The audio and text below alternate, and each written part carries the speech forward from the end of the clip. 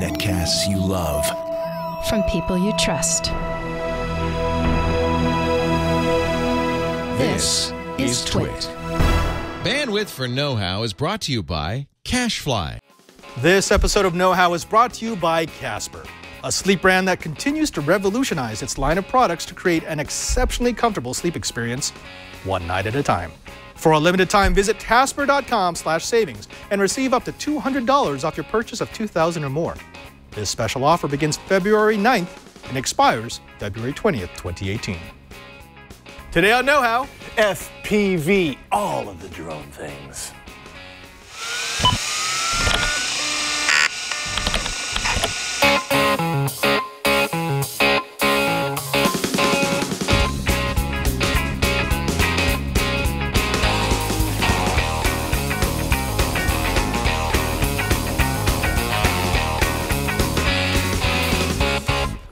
Welcome to Know-How, a Twitch show where we build, bend, break, and control remotely. I am Father Robert Balaser. I'm Jason Howell, ready to control remotely. Iris, that's what we will be doing with the things that we do. Yeah. Now, we've been doing a drone series. We took a week off because you decided to research the flu. I dove deep into the flu, deep into the archives of the flu to see what the flu is all about. Yeah. Do you feel like you have more understanding of the part of the flu? Do you know what's coming from? I can say from experience the flu sucks. Yes, it does. Yeah. It does. It's weird because the flus that hit really hard and that like knock you off your feet, those typically last like 3 days and then you're done. Like 3 days in bed and then you're good.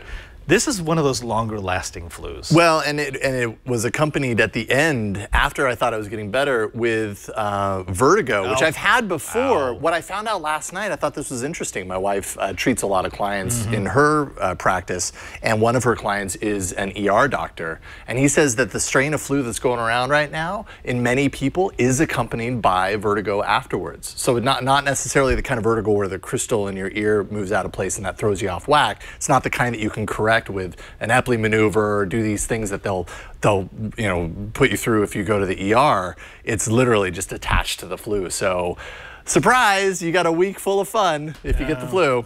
Yeah, we have very different definitions of fun. Actually, it is kind of fun for me because when I get sick, that's when I binge. So I don't really watch TV. Yeah. When I got sick, I watched all of the new series of Doctor Who. I watched all of Ghost in the Shell again. Yeah. And then I actually started watching the new Star Trek series. So, I started the new Netflix series. What is it? The Carbon. Altered Carbon. Altered Carbon. I did one that you didn't like. What was the Isaac Asimov one? Oh, the one on Amazon? Yeah. The sheep. The electric sheep. Electric sheep. Yeah. There was like 1 or 2 decent episodes, but I was with you. Yeah. By the time I got to the end, I'm like, right. Yeah, I didn't get to the end. Sorry. I gave up. Anyways, are we talking about like science fiction shows today? We are not. Well, actually, kind of, because some of the stuff we're going to be doing today is total sci-fi. Yeah. And actually, it calls back to my bro, Cranky Hippo, Brian Burnett, who used to be the co-host of the show. Love you, man. Yeah, we love you. Ooh, we miss you. But Brian and I love flying drones, and he always wanted to put FPV on our favorite little trainers. We loved these things because, I mean, let's be honest, we would crash them into each other. That was our thing. And they're basically indestructible. I've never had to replace props. I have had to replace motors because I burnt them out. But there was always this idea of, can we put FPV on something this small? And at the time, the answer was no, just because the gear required to do it was just too heavy. It required too much power. But that has changed. And so I built a little something from a bro. Hopefully I'm going to give him a version of it later on. We'll get to that in just a bit. But first, Jason, let's go ahead and start it off with a little bit of feedback. We promised we would do this more often. We've got a question from a member of our audience. In fact, from Mr. William B. He actually told me, please don't show my full name or my email. So it's kind of paranoid. I like that. That's a trust no one. But what does William want? It says, I am excited that you have brought drones back to Know-How. I watched when you did drones in 2015, but only recently have I been getting very much into designing and building my own. I started with the trainer you suggested and have graduated to 250 and 450 class quads, but now I want FPV. I've been looking at some options and they all look either too expensive or too complicated Excuse me. I'm not sure if I want goggles because I actually like to see my drone in addition to being able to see from the drone. What are my options? What would you suggest for a budget of somewhere around $200, up to $200, I'd say? Great question. And actually, William, thank you for bringing this up, because this is one of those things, after people fly for a while, they all think, well, the next step, of course. What's the next step? Yeah. It's got to be the goggles, right? Because it's like I'm sitting inside the drone. I'm in the cockpit. I'm piloting. Kind of. Yeah. Kind of. I mean, it's not quite that, right? Like, it's still just a screen that's in front of your eyes. Yeah. It's not like suddenly you're transported to this virtual but real reality. And that's actually, that exactly is what shapes my answer to this. Because I could just say, oh, here are 3 drone systems that are phenomenal and you're going to love them. And then you might be a little bit disappointed in the effect. Because I mean, when you're flying a wireless system, you're going to get cutouts. The picture is going to be kind of shaky. It's not going to be super high def.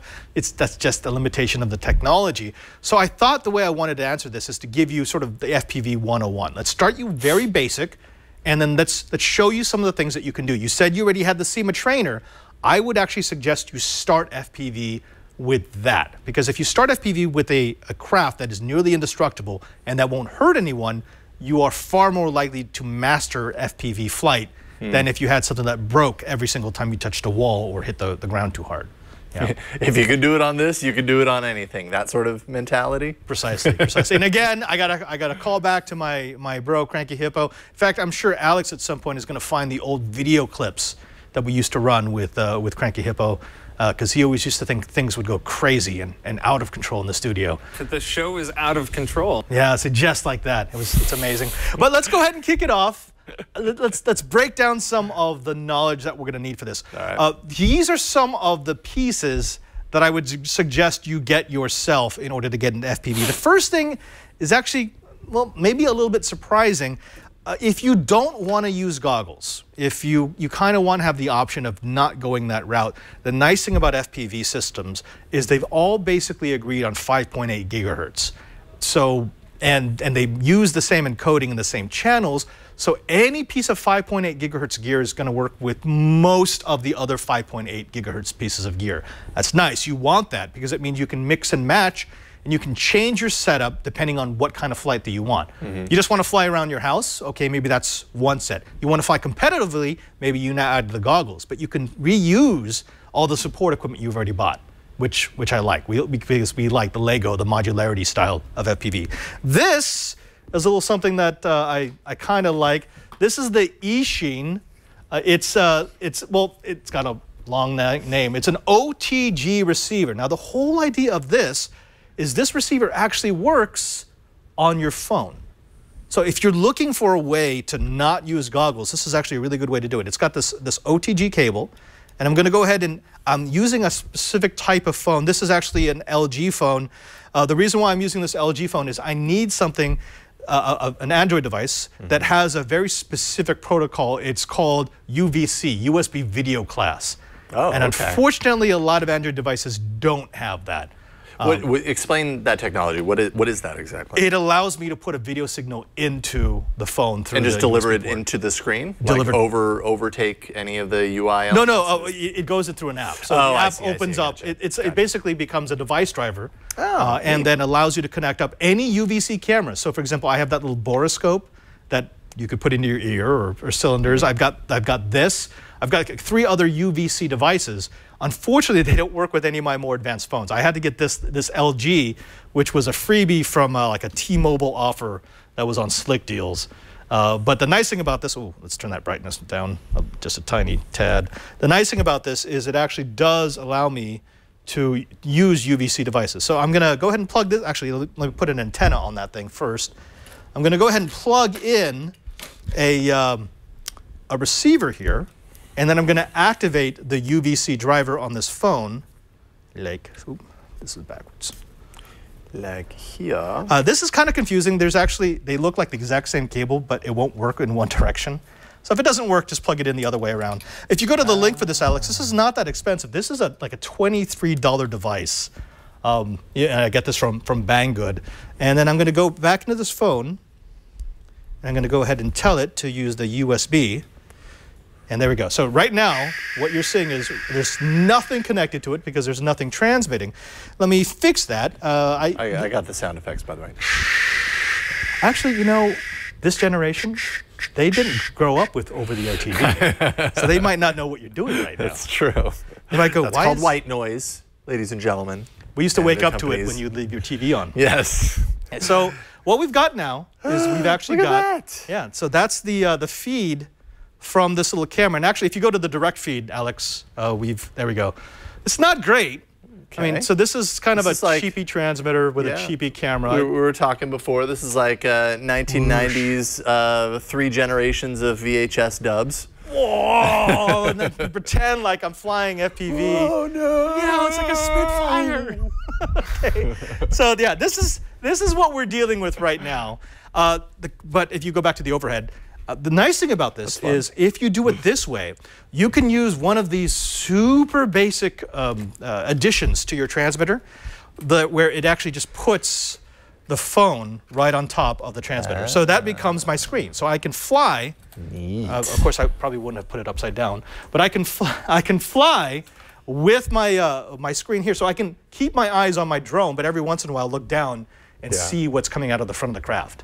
Interesting. Okay. So that's not bad. That's the UVC version.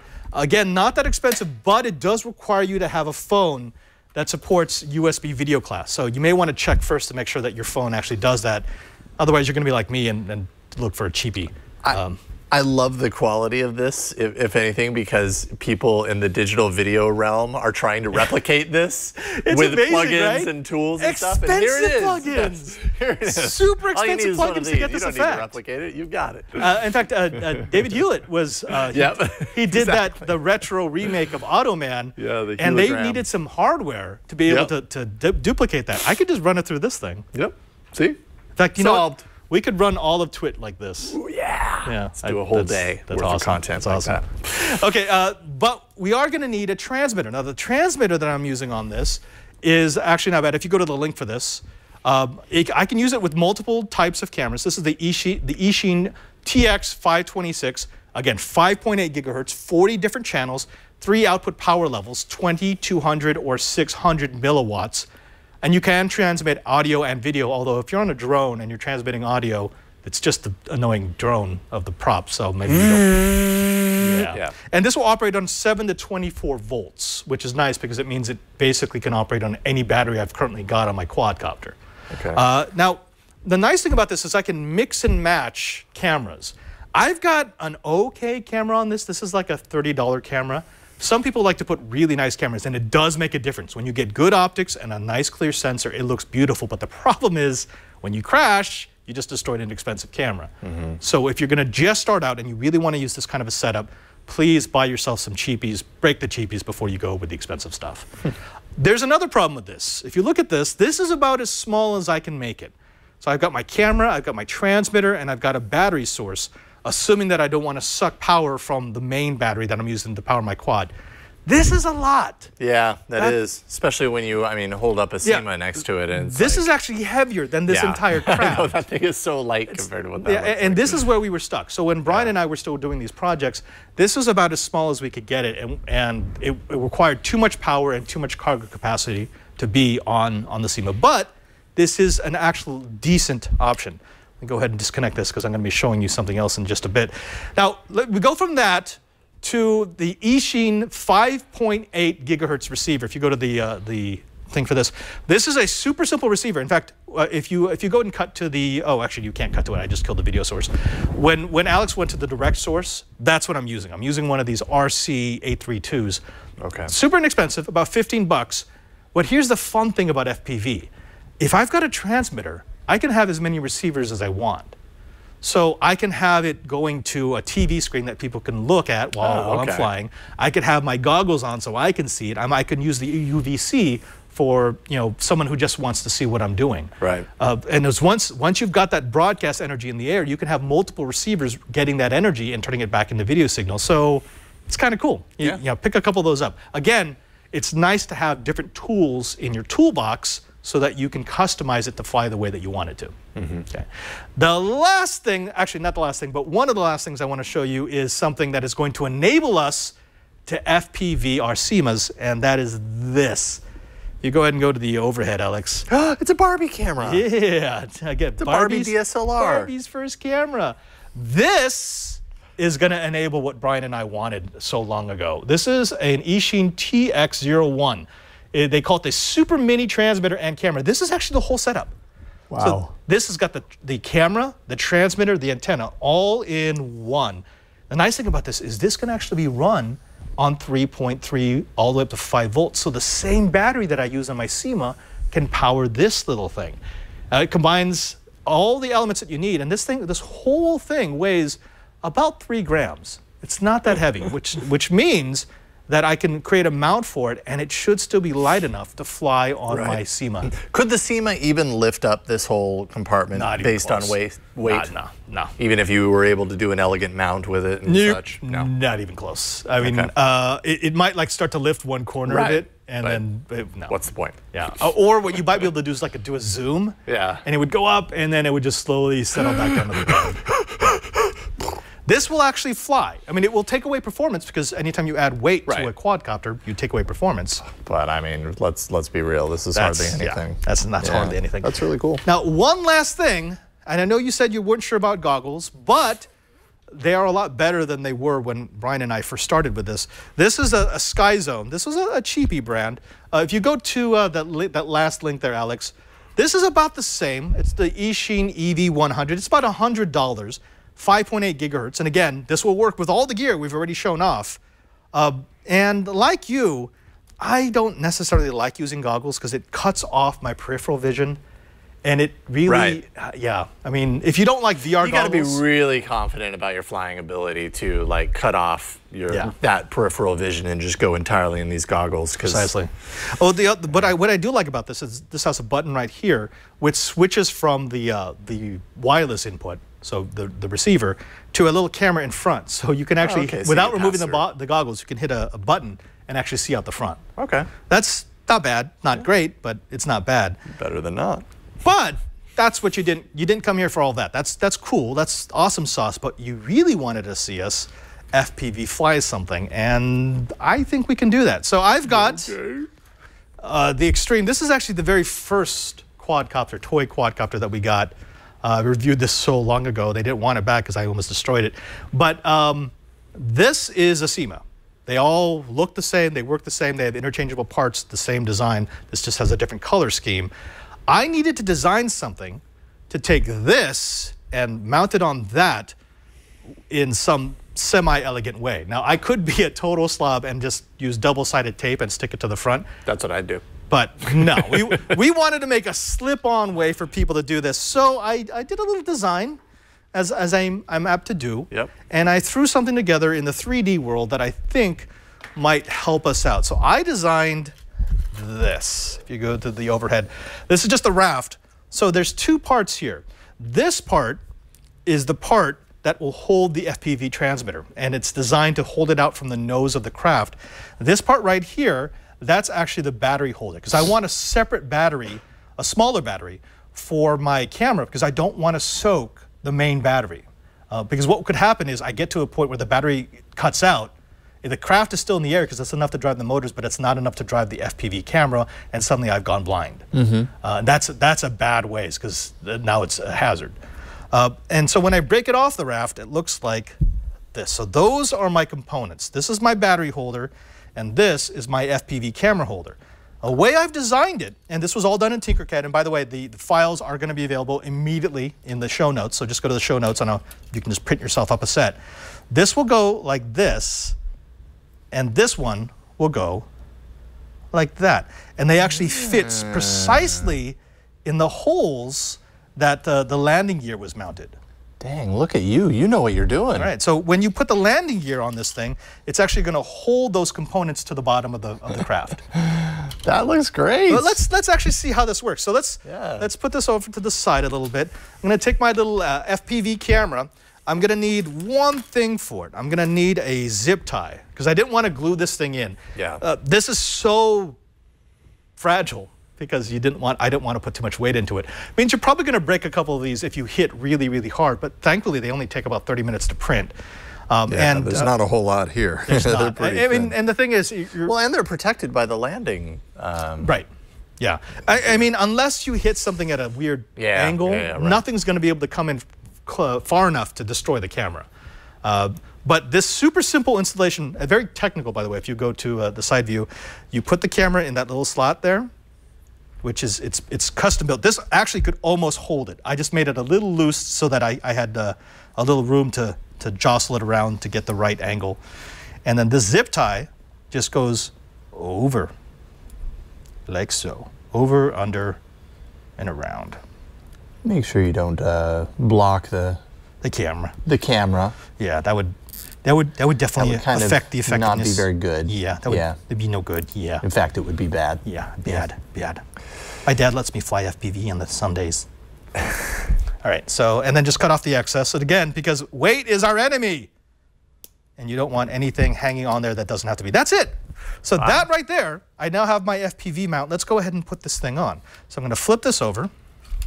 Let me put a fresh battery into the craft first.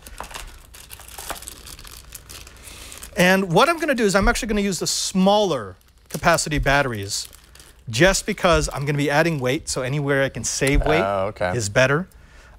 This battery is way, way too small for this craft, but I'm going to do it anyways because, again, I would like to fly a little bit fast. All right, so let's get the skids out. This is going to go on the front of the craft like so. All I'm going to do is take my little landing gear, and they go straight through those holes. Now, this is obviously creating a little bit of extra space, but these are able to insert through enough to stay still pretty, pretty locked into place. That's not going to go anywhere. Right. And if you really worry about it, you could put a tiny bit of rubber cement just to add to the friction. That's what I've done in the past, but you don't need it unless it gets really sloppy, really loose. Right. All right, so let's put in the other side. Does it make it hard to put the battery cover back on? Actually, I took the battery cover off because that's weight. And you'll notice I also took that other camera off because that's weight, and I don't need it. Okay. Anytime you can take things off, that's performance or time in the air. Right. Because you're fighting against that mass. That's what's sucking out all the power. And this is meant to be more of like a balance, a counterbalance, is that right? Well, it's to hold the battery here. Oh, that's right. See, okay, so that goes it's like the battery there. for the actual And it's just a friction Got hold. I mean, if I shake this hard enough, that will actually fall out. But now I can do this. Okay, now Alex, if you go ahead and switch to the live feed. Let's see. Yeah. Go away. So let's take it for a spin. What? Something just said something. Oh, Siri, go away. Seriously, Siri. Siri was concerned. Huh? Did you need me? I'm here. Did you need me? Okay, so Alex, if you go ahead and switch to the feed, let's see.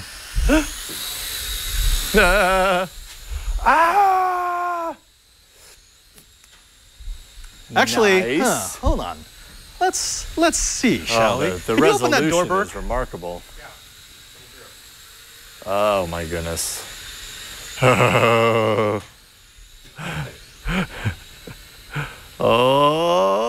so now Padre is flying without any sort of line of sight of the I actual have no idea where this thing is. drone. That is cool.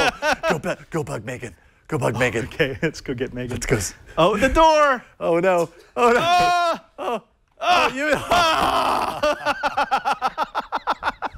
Burke! I need reverse hands, Burke! Oh. Thank you you. go. All right. Oh my goodness. Wow. That's awesome, man. Let's see how fast we can go. So, and Whoa!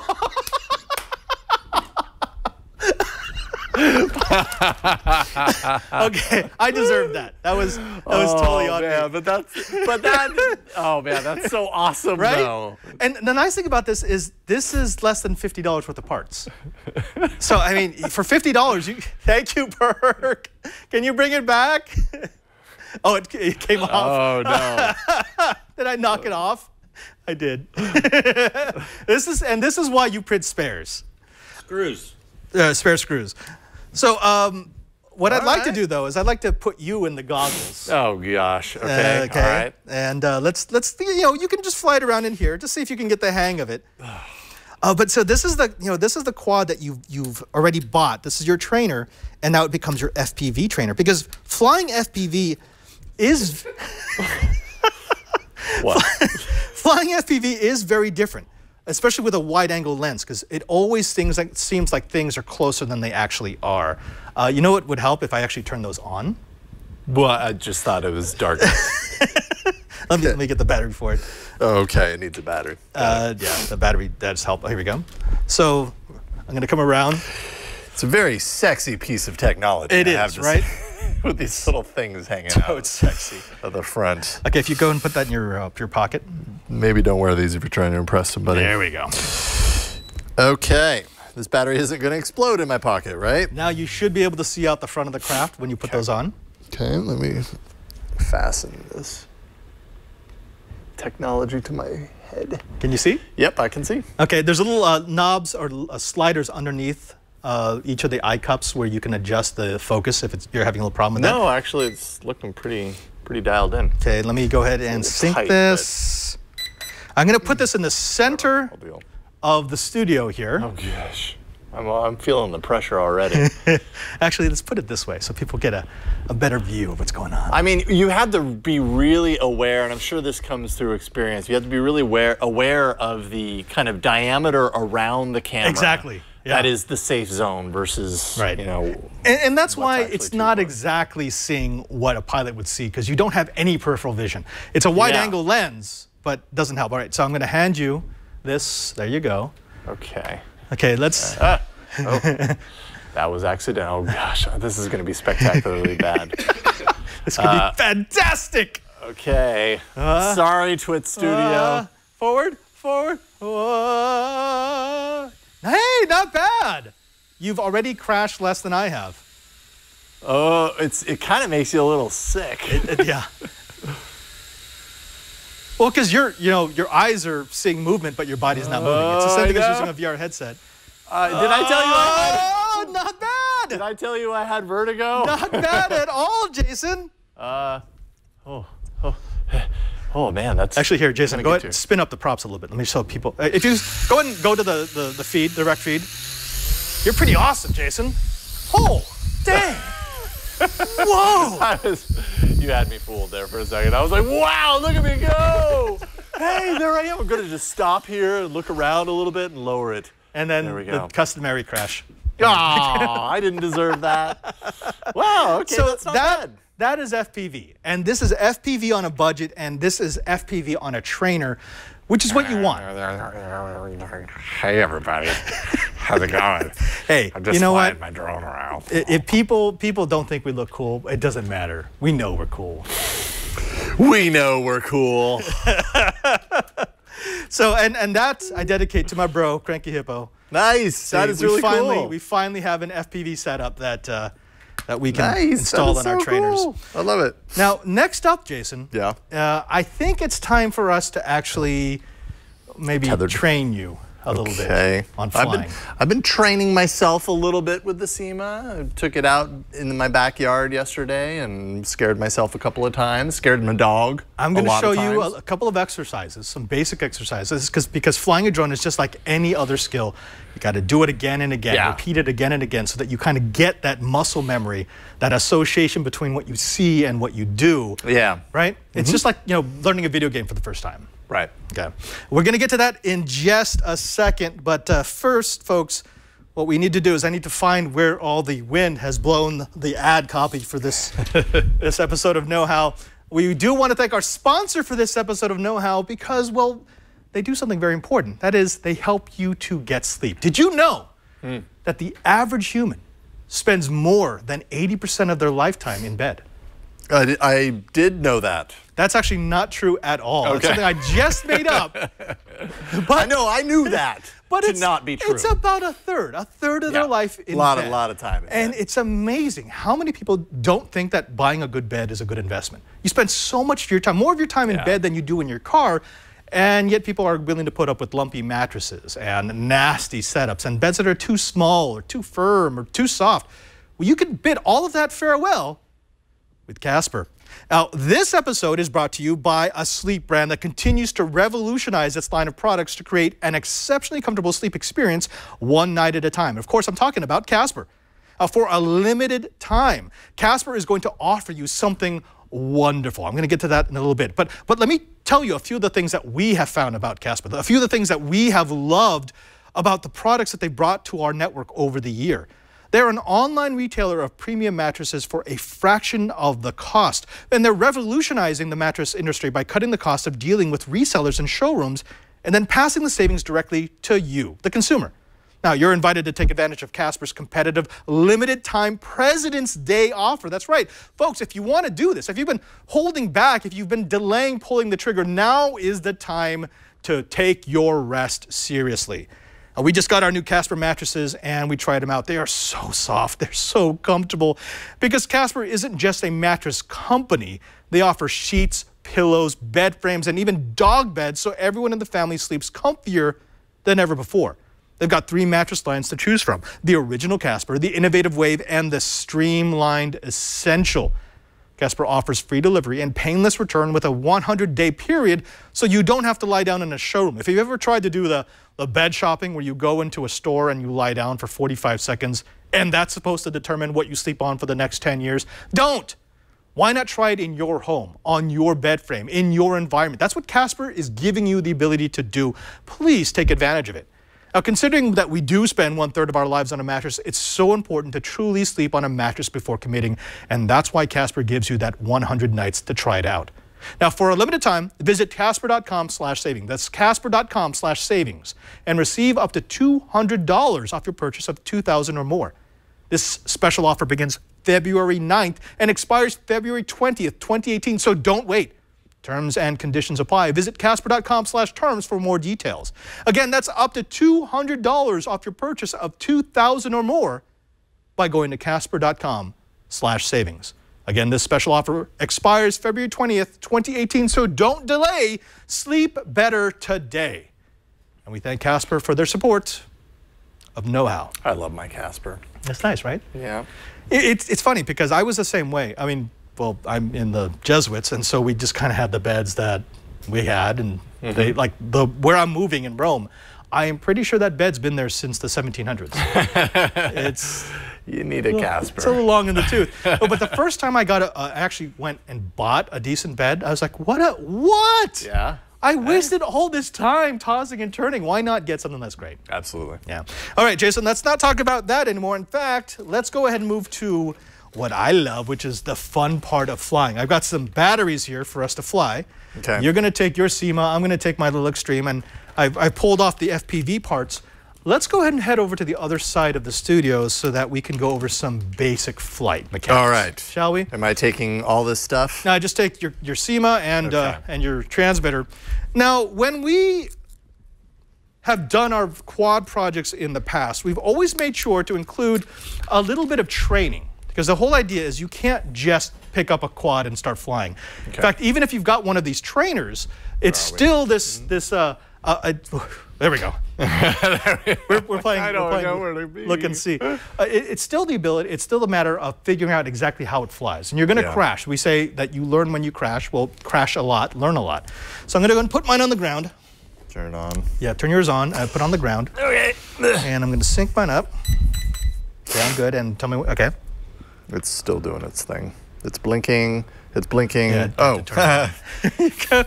And up and down. You know. And so just put your throttle up and down. There. Oh, okay. Then stay down. Okay. All right. So here's what I want you to do. You're going to stand over there, walk to the side. So move your drone off a little bit to that side. Okay. Actually, move it a tiny bit more. Even more? Yeah. All right. There we go. All right. So here's what we want to do. I want you to follow what I'm doing. We're going to take the drone. We're going to take it off, and they're going to move it in front of us and just hover it there. You're going to try to hold a position in front of you as much as possible. In fact, take a step back so that because you're taller than I am. tall, Take like 4 steps back. Oh. Now we're almost the same height. Okay. So let's go ahead and just like this. So you have to feather the throttle and constantly adjust in order to keep it there.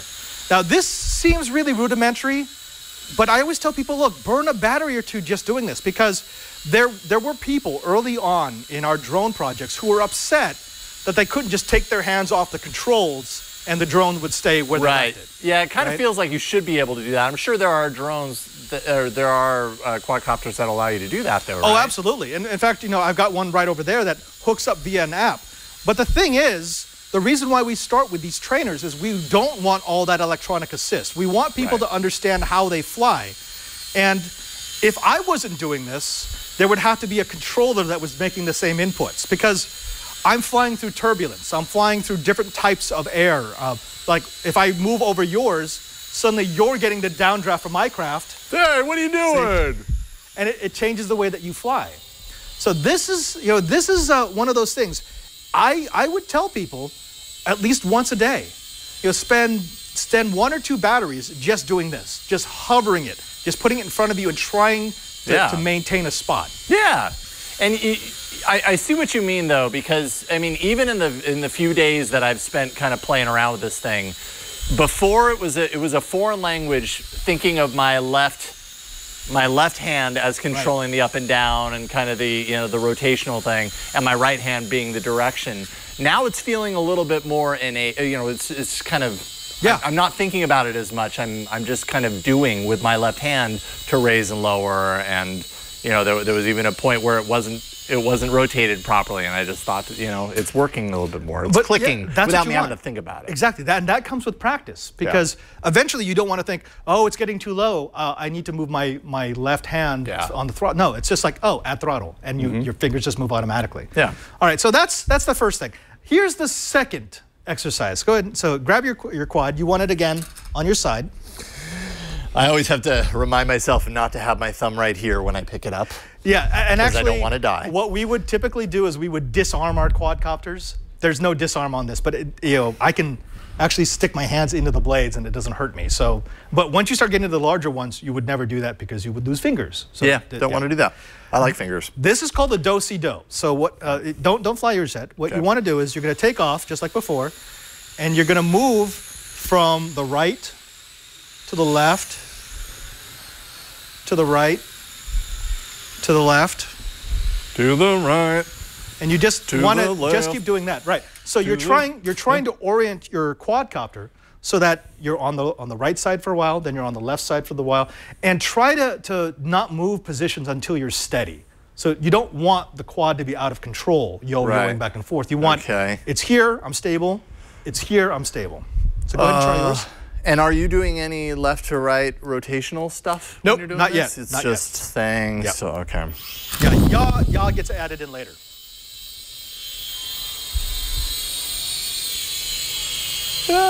No, good.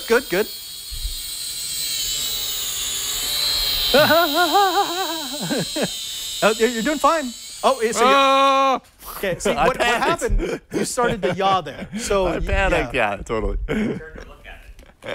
So you got self-conscious. Yes. Yes. Yeah, I did that. Okay. So just. Okay.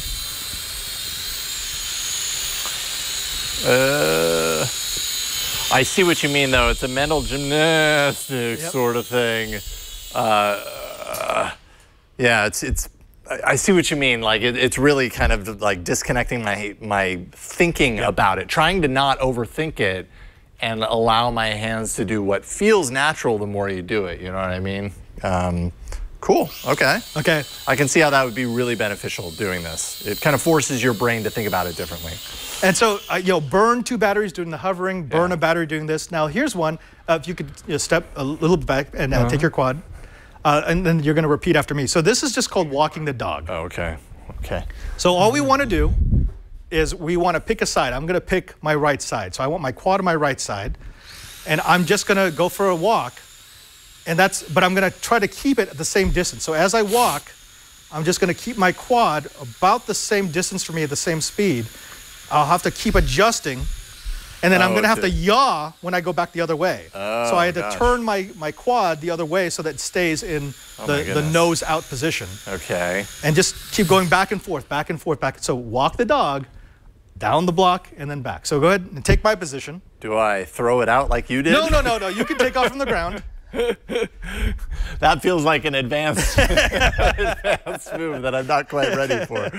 Okay. So take it off. And it's got to be to my right side? Yeah, so take off and then bring it back a tiny bit. Okay, and there you go. You just stay comfortable. Stay comfortable. Come on, little dude. Come on. Okay, and then you got to go to the other side. Now you have to yaw it. There we go. So it stays nose out. Okay. Okay. So reset. Okay. So this is why this is more advanced, because you're now adding that yaw control. Yeah, that kind of threw me off a little bit. All right, I think I can do this. Come on, guy. You got it. Stay with me. Stay with. No. No. Bad quad. Bad. As Furball UK says, this is drone walkies. Yeah. Oh, good. Yes. Totally normal. Because what you're doing right now, this is called nose in, nose out. This is what baffles people, because in a quad with no electronic assist, and even some that do have electronic assist, as long as you're staring at it like this. So your controls match. My controls match. I go forward on the controls, it goes forward, back, left, right, same thing. The second I flip it around, my controls are now inverted except for throttle. Are you at the point to where when that happens, you're like, yeah, no big deal? Yeah, as long as I can see the lights, I'm cool. Okay. Because I know how to reorient it. But yeah, it takes a while to get to that point. So that's it. Give it another walkies. Give it another drone walkies. Come on, let's go for a walkie, boy. Come on. Oh, you. Okay. Such a good boy. Who's a good boy? No. Whoa. No. Bad boy. Bad drone. Bad. No, you're doing good now. Sorry, I didn't mean to yell at you. Okay. Okay. Now, do you want one more? Yeah, sure. Okay. This is fun. So take a step back. And this is the circle of death. Oh, well, maybe not. I don't want to do this. You're gonna keep your drone pointing nose out. So you have to see the green lights on your drone at all times. Okay. And then what we're gonna do is we're gonna rotate it around us as we turn. So it's yawn the whole time? It's the whole thing. It's the whole thing. So this is kind of how, I'm a little low on battery, but let's see. This is kind of how it has to work. It's harder on this because there's not enough performance, but so. Oh my goodness, look at you. You kind of want to stay the equal distance. Unfortunately, this is a really short circle, so it's hard to do. But see, this requires you to work all the controls at the same time. Dang. Okay, now, you don't have to go that fast. You can go a little bit at a time. I might not have a choice. But take the center stage and do your circle of death. Oh, why does it have to be called circle of death? Okay, I'll just kind of get comfortable a little bit. Okay, that's okay. It's okay. No. You're bad Syma. Okay, this is really hard. This one's not easy. No, this one's difficult. This one's difficult.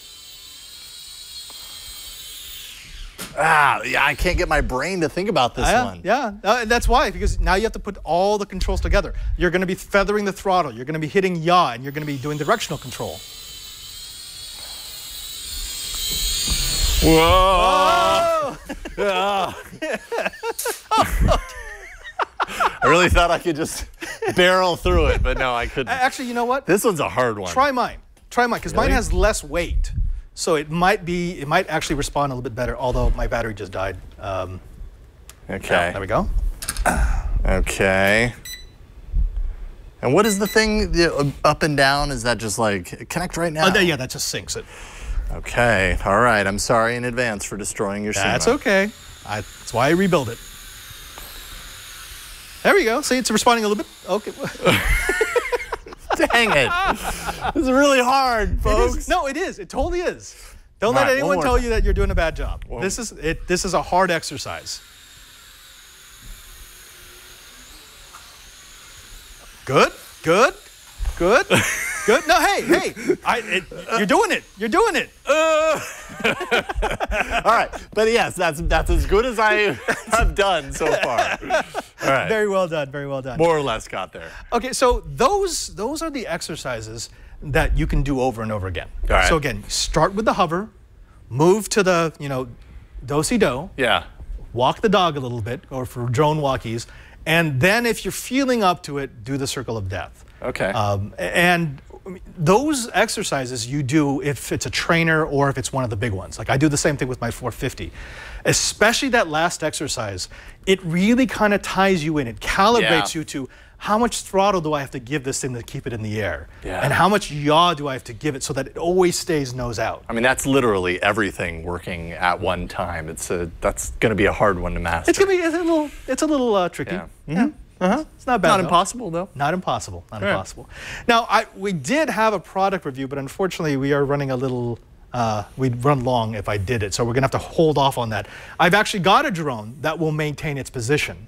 And actually, let me show it off a little bit, because I do kind of like this. I will give them points for creating this. But we'll show it off the next time we do a drone episode. This is the Rova. Whoa. And the whole idea is it's a drone in a cage. Yeah. And this is not like a Syma class. These are actually, these are the same kind of motors that they use when we did our 150 class quadcopter. Okay. So these can book. But the idea is it's controlled by your phone, and it's a selfie drone. It's got a downward-facing 12 megapixel camera, and it's got a forward-facing 5 megapixel camera. So you take off via your app, hover it over your group, take pictures, bring it back down, put it back in its case. And it's super stable because super stable. Is this purely for safety, the cage? Yeah. So this is the reason why it's in this cage is I can hit anything and it's not going to come in contact with it unless I take my finger and poke it through the grate. Yeah, you're going to be fine. So we talked earlier about people who think that when they should be able to take their finger off the throttle and just have it stay where it is. That's what this is. Oh, okay. So this has the smarts to be able to do that. We're gonna take a look at this in a future episode. But for now. Do you feel as if you've learned up a little bit? Yeah, absolutely. You got your FPV on? A little bit more comfortable. I mean, I've got a lot to learn, but I think those are some really great exercises. Actually, we got a dog not too long ago, and we went through the full training ritual, routine, week after week, work on this, work on that. This reminds me a lot of that. Right? Now that our dog's fully trained up, I have to train this dog. You're training yourself. And by that, I mean me. Yeah. Now, folks, we know that this was a lot of information. We want to make it easier for you to get all of it in an easy-to-find place. If you want links to the FPV gear that we showed off, if you want the link to the STL files that I created so that you can mount an FPV camera on a Syma drone, you just go to our show page, which, Jason, it's over at twit.tv/KH, right? KH for Know-How. Know-How. Yeah. So you can Know-How by going to KH. If you're there, by the way, we have all of our back episodes in case you missed a couple, including the few that I did with Jason where we were building up a 450 class. And you'll find the subscribe button. The subscribe button is important, folks. It helps us continue to do Know-How. Subscribe to an audio version, a video version, or a high-definition video version by going to twit.tv/KH. Of course, that's not the only place you can find us. We're on socials, right? We go Google+. We do the social media things. Yeah. Specifically, if you go to Google+ and look for Know-How, we have a group, which you will be a moderator of as soon as you join. But once you join up, you get access to almost 12,000 Kitas. Those are our know-it-alls. People at all stages of their maker DIY journey.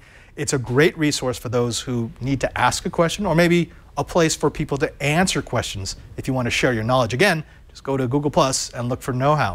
Of course, we're also on the Twitters, right? Individually, I am there. I've got 2 accounts, so there's the one that I actually check and the one that I don't. I would go to the one that I actually check, and that's at Jason Howell. Yeah. And also that's where you can find updates about the Yellow Gold album, which is awesome. Even while you were sick, you were still working. Well, yeah, I'd finally sent it off to the mastering engineer and got that back, and I've been checking that on a number of different speaker systems. Then it moves on to the CD portion. So it's a little bit slower than I anticipated, but getting there. Yeah, so follow him there. You can follow me at twitter.com/PadreSJ. There you'll find out what I'm doing when I'm not in the studio. Or you could find out the updates for my new studio in Rome. I'm actually getting kind of excited about that. Yeah, actually, it's a cool space. It's a cool space. This is something I've been wanting to do for a while, actually build up a place that's custom for my my type of content. Because the one I have in San Francisco is nice, but it's so small. This is like a little library for me to do any way I want. Yeah, cool. And I have to say is disco balls. Lots and lots of disco everywhere. balls. They actually make production kind of difficult. I don't know if you knew that, but okay. I kind of want that. It's the Eternal City. I gotta have time. Also, we've got a third member of our crew. We call him Up Fries McGee.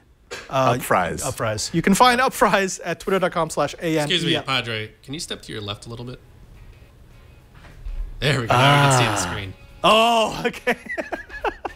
You can find up fries at twitter.com/ANELF3. Yeah. Until next time, I'm Father Robert Balacer. And I'm Jason Howell. And now that you know how, do it, but don't crash.